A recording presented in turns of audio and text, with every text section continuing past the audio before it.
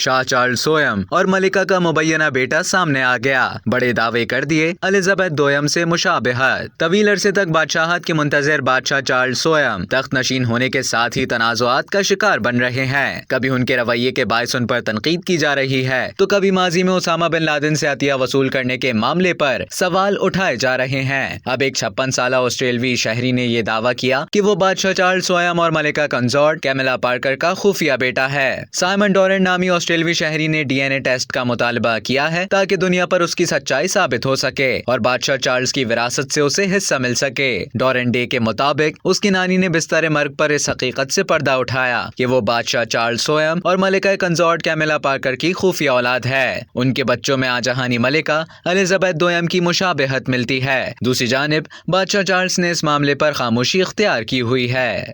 अब तक के लिए इतना ही। मज़ीद खबरों और न्यूज़ अपडेट्स के लिए डेली जंग के यूट्यूब चैनल को सब्सक्राइब करें और फेसबुक के पेज को लाइक करना ना भूलें।